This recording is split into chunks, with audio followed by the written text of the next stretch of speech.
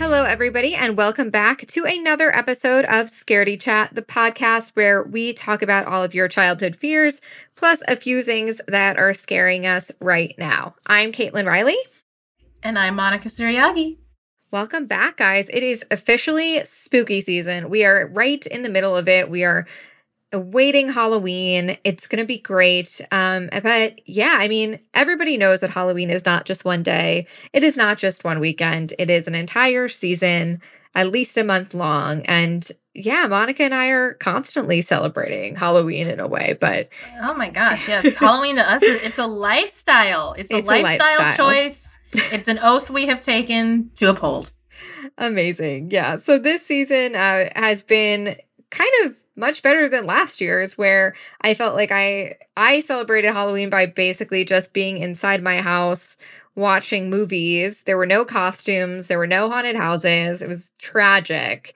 But in celebration of that, we are, of course, talking about scary movies, revisiting a scary movie that we talk about all of the time on the podcast, and also 2 movies that are new that Monica actually saw in a movie theater, sitting down. How crazy!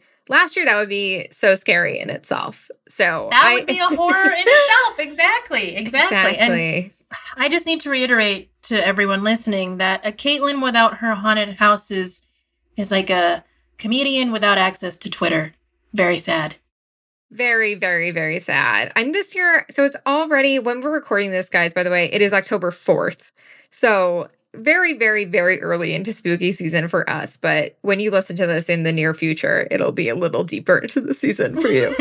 But I've already been to 2 haunted houses. All of you listening, you know by now that a key part of Kaitlin's personality is her love of haunted houses.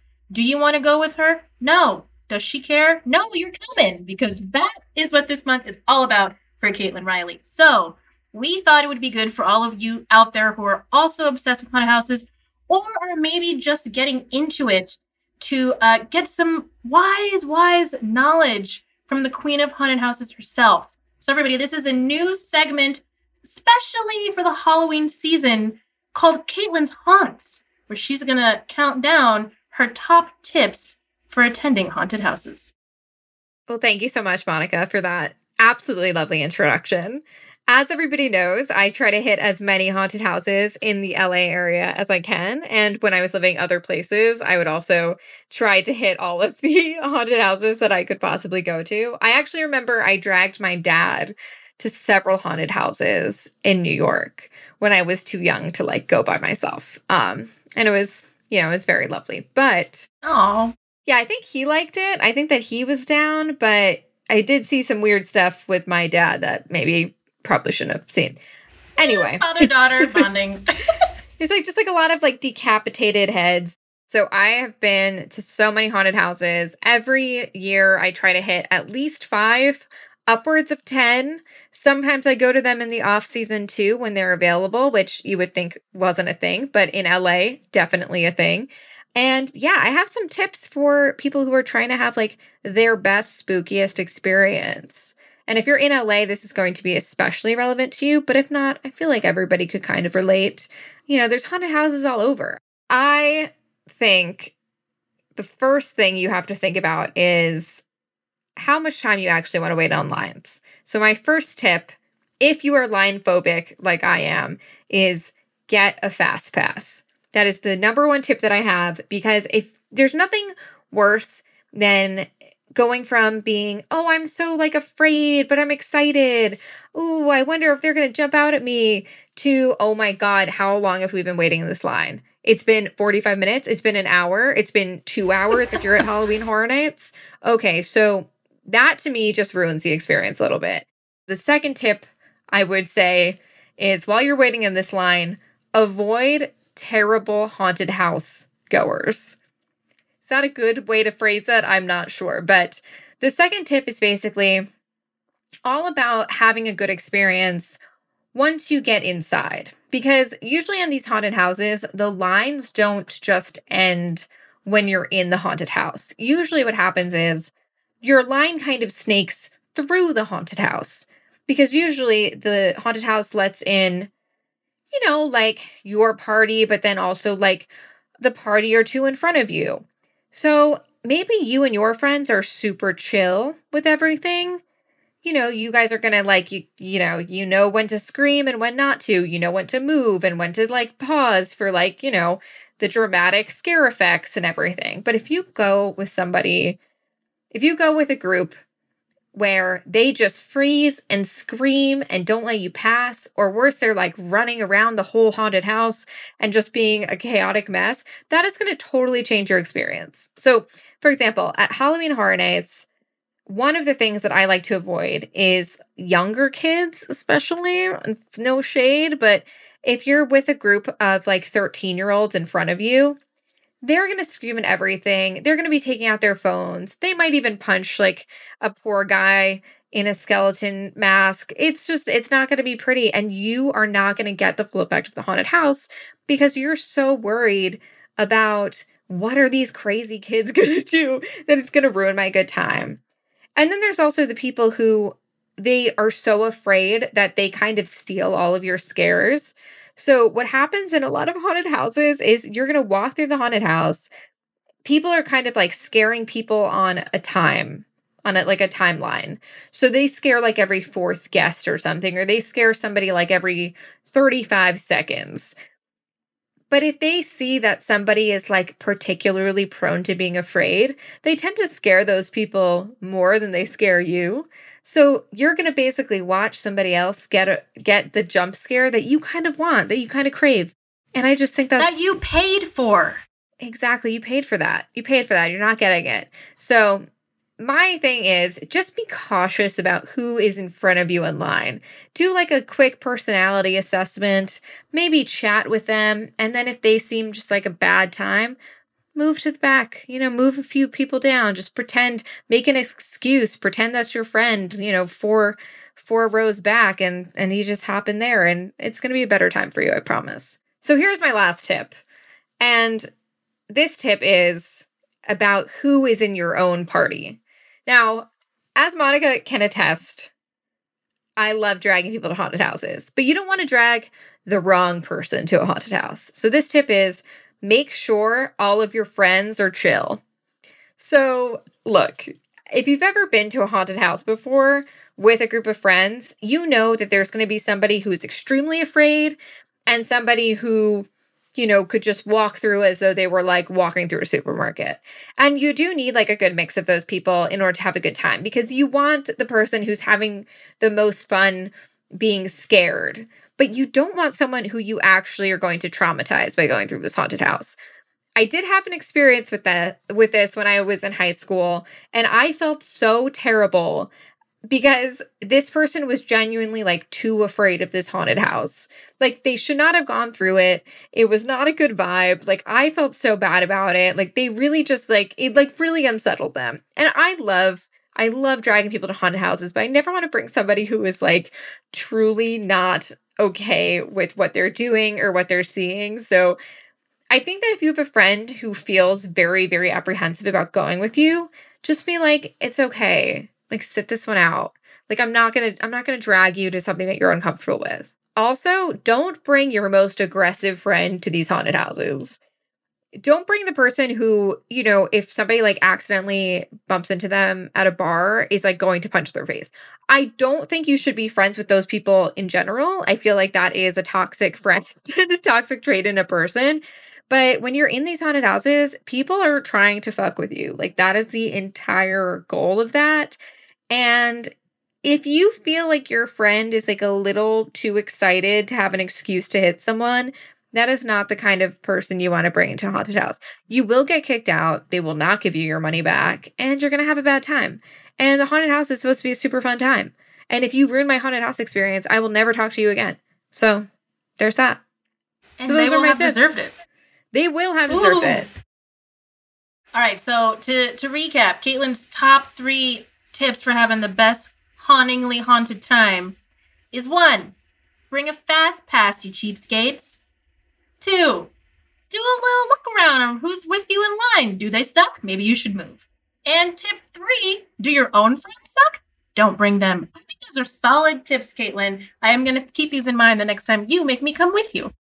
Yeah, don't worry, Monica, you're not any of those people. So I appreciate that about you. Obviously, Oh, thank you. I happily dragged you to one of these haunted houses. And it was fun. The whole time I was like, Kaitlin, I know you get this. The whole time I'm at a haunted house, I'm worried that there is a real killer who has come under the shield of fake fear who is going to actually stab me. That's the problem. Well, it's so funny you say that because I sent this article to you a couple of days ago. Basically, the article is literally like, a boy is stabbed at a haunted house by an actor who brought real knife. So that is the headline. So obviously I sent that headline to Monica immediately, having not opened this article yet. So I'm like, oh my God, it's our greatest fear, blah, blah, blah, blah. And then I actually read the article. And this is a good lesson in media literacy, everyone, because if you don't read an article, you really shouldn't be sending it to people. So I click this article, I open it, and I read it. And this is what happened to this kid at the haunted house. One, the kid is fine. The kid was baiting an actor. Sorry if this kid is, apologies to this kid who did get somewhat injured, but this kid apparently was like talking to this actor and was like, you don't have you're not really going to hurt me, like blah, blah, blah, blah, blah. And then what happened was, I guess the actor in a mask, in a costume or whatever, came up to him and hit his foot with what they said was a real knife. I don't really understand that part.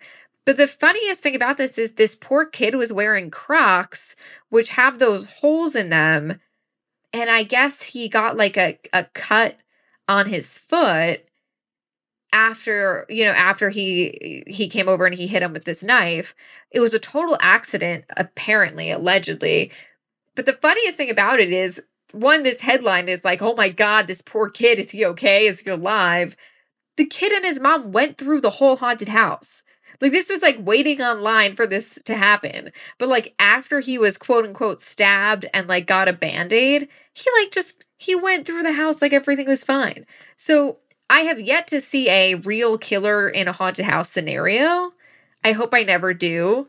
But I just thought it was hilarious that it was like, oh, you are preying on this fear that we all have, but also nobody actually got hurt. Right. Great. It's like whoever wrote that article knows people are afraid of that. So that's why they titled it that way. But I'm going to throw in a fourth tip, Kaitlin. Number 4, wear closed shoes, you idiots. Why are you wearing Crocs and something like that? Okay, so now we have a new segment, which this is a Monica title, which I think is extremely clever. Friend or phobia. So for this segment, we're going to guess a phobia that has an unusual name that we can't just guess. And I'm going to basically be quizzed by Monica on what this is. So, Monica, what is the phobia that you have for me this time around? Oh, yes. Let me tell you that I spent a lot of time on Google earlier today reading about weird phobias. There are so many things you can be afraid of that you would think you would not be afraid of. There's a lot. But this one felt right. I came across this one and I was like, ooh, for our first one ever, yes. We're going to go with this one. And I don't know if I'm saying this right because also all of these phobias are incredibly difficult to say. So I'm trying. But okay, this phobia is generally thought of actually as a combination of a lot of other phobias put together. It's called Samoanaphobia. What do you think it is, Kaitlin? Is it a fear sanguine? Samhain? I don't. Can you hear this? Okay, this is like the article doing its own pronunciation. Let me see if you can hear it. Did you hear that? No. Man, I wish you could hear it. It's okay. I can always look it up later. Well, it's spelled, here. It's spelled SAMHAINO phobia. Okay, so I still have no idea how to pronounce. Samoanaphobia. So it's not the fear of blood. The only reason I say that is because sanguine, I think, is blood, but that's not the word. So I don't know why I'm continuing to guess that. And it's a bunch of phobias all put together. This article kind of fudges you to want to think that, but it's Okay. really, yeah, that's partially the definition. Is it a fear of like animals? It can be specific kinds, depending on a lot of other things. That is not a helpful hint. Is it a fear of zoos? Oh, no, you're going in the wrong direction. Veer away. Okay. Is it a fear? Okay, can I ask questions? Of course. Okay, is it a fear of something that like is it a fear of something that like bugs or anything like that? Bugs can be included, but here, this is a big hint to help you get there really fast. Bugs can be included, but they have to be a certain festive kind of bug, not just any bugs. Is it a fear of Christmas? No, but you are close. Is it a fear of Santa Claus? I don't know why bugs would be involved Nope. in that. Okay, no, but stay in this mindset. It's not Christmas, but something else. Is it a fear of Halloween? Ding, ding, ding, ding, ding. Woo! That's my Halloween winter noise. Wow, I'm so smart. I'm just so smart. Wow. Yes, Samoanaphobia is a fear of Halloween. Wait, okay, so why is it called that, though? Why isn't it called, Halloweenophobia? Right, can we just keep it simple for the love of spooky things? Okay, yes. Samoanaphobia, I'm reading directly from an article. I will cite it very quickly. It's called verywellmind.com. I know nothing about how reputable this site is, but this is where I got this information from. Here we go. Samoanaphobia is a term rooted in ancient pagan traditions. The Samhain festival was centered around massive bonfires, ritual sacrifices to gods, and fortune-telling. Participants generally wore costumes made from animal skins. Ew. That sounds like a terrifying festival, but it also sounds like Halloween with just like a darker, more macabre twist, like the Halloween we celebrate today. So that's where it came from, I guess. Exactly. And also, it is believed that because Halloween is eerie and a culmination of a lot of scary things, Samoanaphobia is really a fear of dark things overwhelmingly put together. So that's why in theory, it is actually a combination of other fears, other phobias. So some of the other phobias included are ghosts, witches, vampires, zombies, blood, gore, lightning, masks, animatronics, me, tombstones, clowns, me, loud noises, and the darkness. And actually, the fear of the darkness is another phobia called nyctophobia, which our beloved Keanu Reeves suffers from. Keanu Reeves is afraid of the dark? Doesn't this make you love him more? Yeah. Oh, wow. He's a winner. He's so relatable. Love him. Oh, it's so funny. Like all of these phobias, you know about the fear of the dark. You even know about like the fear of Halloween. Like there are people who don't like all the things that Halloween entails. But what I think is interesting about this segment is like there are so many random phobias that you had like no idea about. So it's very interesting to me because I had no idea. I just knew what I was afraid of, which was a lot of other things like heights and, drowning in the ocean and other what I thought were fairly sensible things. But who knows? Turns out you could be afraid of a balloon or dust or air. I am kind of afraid of balloons. So that is a thing. I am kind of afraid of balloons. Like the idea of like a balloon being blown up and then popping really freaks me out. Like I don't like that and I don't want to fuck with it.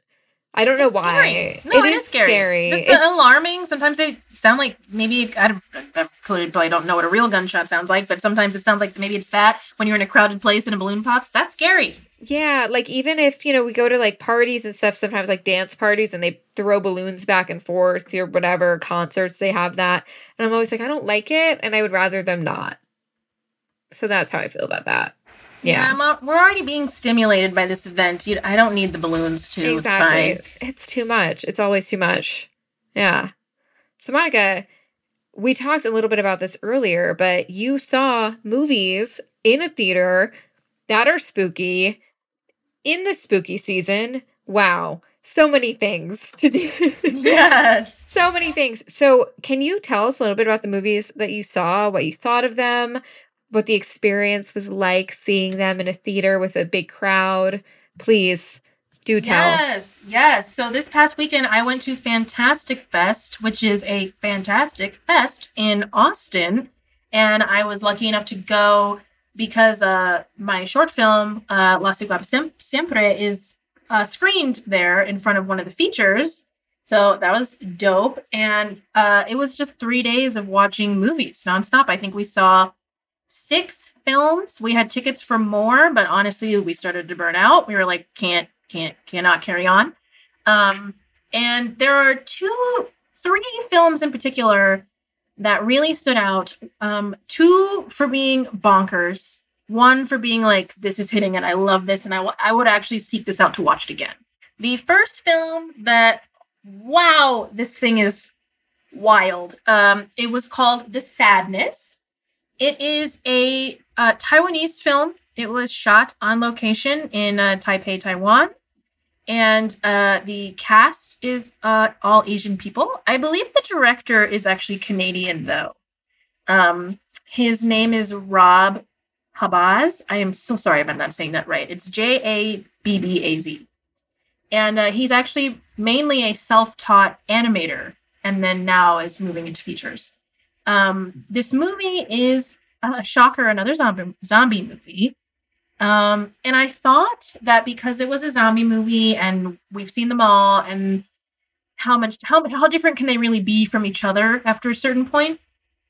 That's why I was like, oh, this is going to be whatever. And honestly, it wasn't our first choice. What we really wanted to see, it's like a lottery system, and we didn't get tickets for that one. So we went to this one, and that's all I knew with that zombie movie. This is the most fucked up zombie movie to exist. And I did read about it later that critics and reviews and whatnot are saying that it is the most violent zombie movie to exist. It has set a new record. Okay, so when you say fucked up, do you mean fucked up like, wow, so bloody? Or do you mean like, wow, like fucked up me emotionally, etc.? Both. And I will tell you why. Okay, so this film, yes, has a new spin on what makes a person a zombie, right? Usually it's, oh, I got bit by this thing that's so slow, I could have easily run away from it, but it bit me, and now I'm losing my consciousness. You know, I'm becoming a zombie. I can't think anymore, right? And I have it's just the hunger for flesh, and I don't think. That's like the zombie we know. These zombies, it's also very based on COVID. Like, it's very obviously like inspired by COVID. There is a pandemic in Taiwan. It's been going on for a year already. And no one is like that sick, but no one's taking it seriously either. Like, it's become, no. Yes, it's become very politicized, you know, like the doctors are like, this is going to get really bad, and no one's listening. So that's where we start. But this, all of a sudden, this is where I'm like, I love the science. Obviously, it's not real, but it kind of doesn't check out because it happens all at once, like on the same day. But basically, this virus mutates, and the virus is very closely linked to being rabies. And it basically turns into that, and it breaks the limbic system in your brain, which controls like impulse control. So that it goes away. So now people can still think and speak and are sentient and make decisions, but they only do the most fucked up things they could imagine. The things deep inside your soul that maybe you think about in passing, but you would never actually do. Everyone's doing it. Like everyone, you know, what's the most violent thing you've just quickly thought of? They're doing it, you know? And this is where I have to critique the film a little bit, because it's very obviously made by a man, because there's a lot of sexual assault. You know, there's a lot of that. The biggest trigger warning I can give, if that is something not for you, do not watch this. And you know, they say it at one point, they're like, there's so much sexual assault happening. The men and women, like they're all assaulting each other. But you only see men assaulting women. You never see a woman assault someone. It's always the man doing it. And that's where I'm like, that was a big, obvious miss, my man. Like, if you're gonna do it both, you know? So. Or I guess it's like, that should be the commentary, I guess. Like, if it's only men thinking that, like, why is it only the men thinking that, if that is like the concept of it? Yeah, I agree with that too. He just they shouldn't have been like, both genders, everyone's doing it, and then only show one doing it, you know? Yeah. But wow. There's spoilers on spoilers. I'm sorry, you should all still see it, but I gotta just tell Kaitlin, I can't do this and not tell her. Okay, so there is a infected, if you will, infected people bloody orgy scene where it's like 5 or 6 people and they're just covered in blood. And it starts with like a granny, you know, it's an old lady. She's like one of the first ones sick, and she wanders into this restaurant and everyone's like, "Ma'am, are you okay?" And she picks up a frying basket of French fries and she slams it into this guy's face, and then she claws it and his skin comes off and you can see the fat under his skin and the muscle. All of that stuff looks really good, and I'm pretty sure most of it was practical. It looked practical. I'm pretty sure that she really did that. So. And you know what? She did claw his face off. He is no more. It's a very practical effect. But oh my god, name a violent thing that could happen to a person. They do it. And they you see it, you know, and in the arc of the movie is that there's a couple that they start the day together, then they're separated and all this shit starts happening, and it's just them trying to get back to each other so that they can try to escape. Monica, did you watch a non-zombie movie at Fantastic Fest? Or? You know, I did see some non-zombie movies. This next one I would say is zombie adjacent. Oh, also to backtrack, The Sadness did win Best Horror Film at the festival. Good for you guys. Well deserved, because that was fucked up. But yeah, so this other film was called The Exorcism of God. And I've said it here several times. I went to Catholic school. I have a very complicated relationship with religion and all the experiences that going to Catholic school will force onto you. So when I tend to stay away from religious-based horror. It's just not my thing. So The Exorcism of God had Joseph Marcel from Fresh Prince. So that was cool. I haven't seen him in anything since Fresh Prince. So I was like, oh, geez, in this. Cool. Like, that's awesome. But it's basically about a priest who is called in to do an exorcism on a young woman, but he is not ready. He has not finished the training. He does not have the blessing of the Vatican to go in and do this. And they're basically like, if you don't do it, she'll die.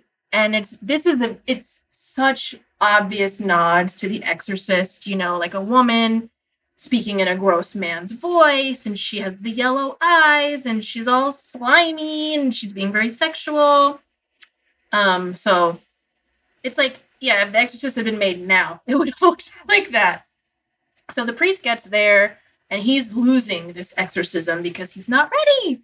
And then he does manage to exorcise the demon, but it goes into him. And then it cuts. And then now it's 18 years later, and he is fine. He's a super successful priest. He's fine. End of movie. Done. No, he was fine. He's a super successful priest, whatever that means for them. He's doing really well for his community. The town is also all takes place in Mexico. He's white, which I have some thoughts on. He's white, but it's a town in Mexico, and they love him. Everybody in the town loves him. But then there is this girl in prison who is now possessed again, and it's the same demon. The demon's name is Balban. Will I look that up to see if it's a real demon? I'm a little afraid to, so I haven't. But That's its name. And yeah, it's possessed this girl, same thing, same look. She's fucking creepy. She's chained up. She bites people's fingers off, the usual. And basically, Fresh Prince guy comes now and they go to exorcise the demon together out of the women's prison. Now, he is also being haunted by the demon. Like, they do a sleep paralysis scene, which was, they did very well. They did very well. And so before they actually go to the prison to do the exorcism, he's getting haunted by, like, things. And this is where I have problems, Kaitlin, because this movie created images that if I did this, I would be so scared that I am damned. Like, I'm going to hell. Wait, like what? They did things that when I saw this, I was like, you're not allowed to do that. But I mean, you obviously are. What is this movie? Do I want to watch? Do I want to know? I'm going to tell you. You should still watch it. I also watch it, but should I be prepared, like, emotionally? I mean, you don't have as much religious baggage as I do, so it might not scare you as much. But for those of you recovering Catholic school kids out there, this is awful. Really quickly, here's the third film. This is the film that my film played with. It was called So Good. And this was probably my first favorite film of the whole festival. It was called Saloon. And it is a film from Senegal.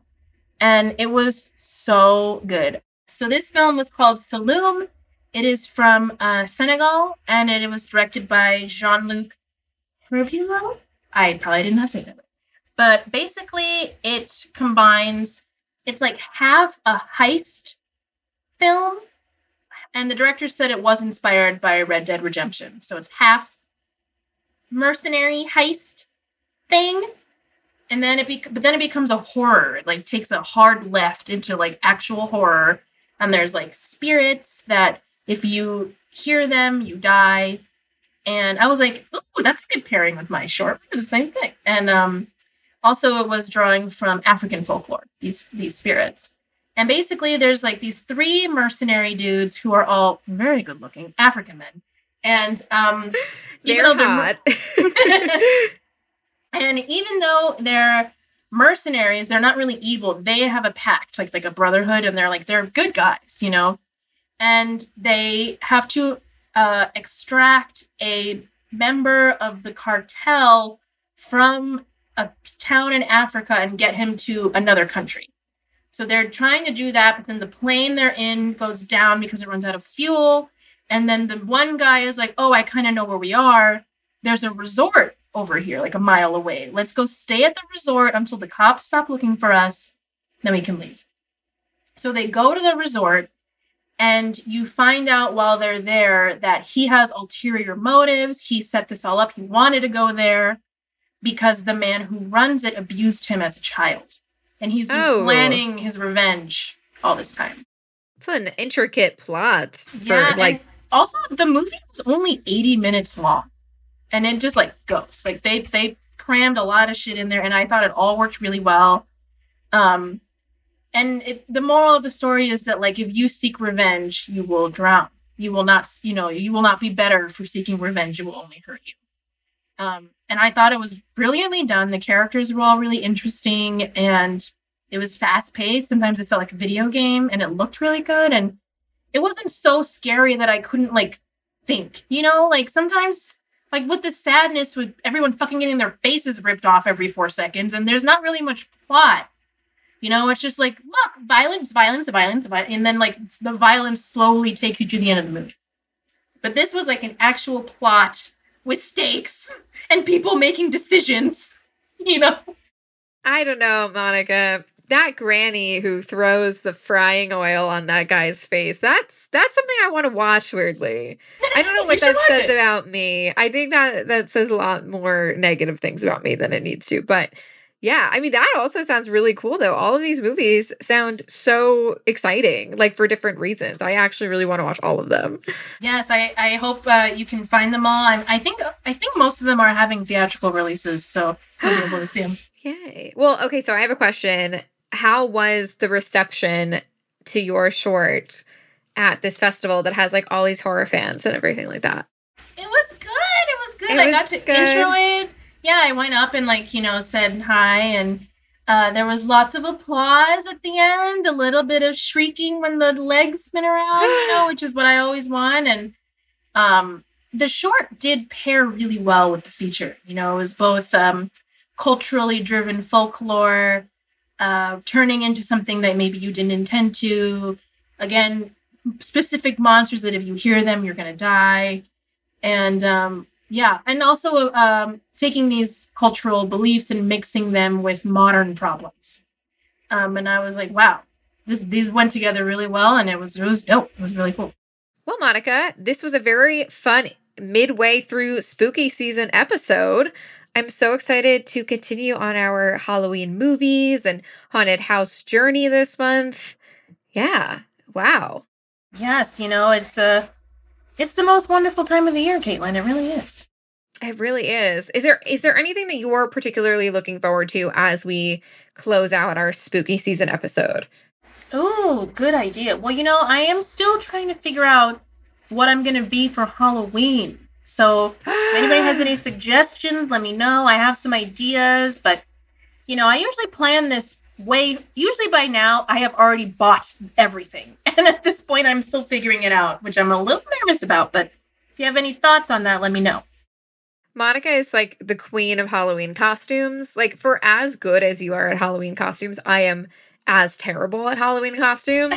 Like, she always has it's not just like, oh, she's a great idea and like she bought a costume at Party City. It's like the specific accessories that you buy and find for your costumes. And also it's like you never pick someone basic. You're never like, oh, I'm gonna do whatever. I don't know what's basic. You're never gonna be a cat, You're never gonna be a cat. You're gonna dress your cat up like something innovative. Yeah. And I bought all of his costumes. Yeah, you told me that you had 6 costumes for emo. He's not gonna like it, but I will. I like it too. I fully support it. Sorry, emo. So sorry. With that, Monica, where can they find you? Oh, yes, we never plug ourselves. Ooh. I know, it's very exciting. Yeah, you can find me on Instagram at Harmonica Blues or on Twitter as Horror Chata. What about you, Kaitlin? You can find me on Twitter at Riley Tweets, REILOY Tweets. Well, it's been great, Scaredy Cats. Have a very, very happy spooky season, and we will see you next week. Ooh. Bye. Thank you so much for joining us here today on Scaredy Chat. We hope you were a little scared and maybe a little relieved about your fears. And if you're having fun listening to this podcast, please rate and review and subscribe so you never miss it and you're ready with us every week. And hey, make sure you follow us on social media. You can find us on Instagram at scaredychat_podcast. And maybe you have a fear and you're wondering if other people are afraid of it too? Well, we probably are, but you should email us your fears at story@scaredychatpod.com and maybe we'll talk about it on the show. Till next time, Scaredy Cats. Bye!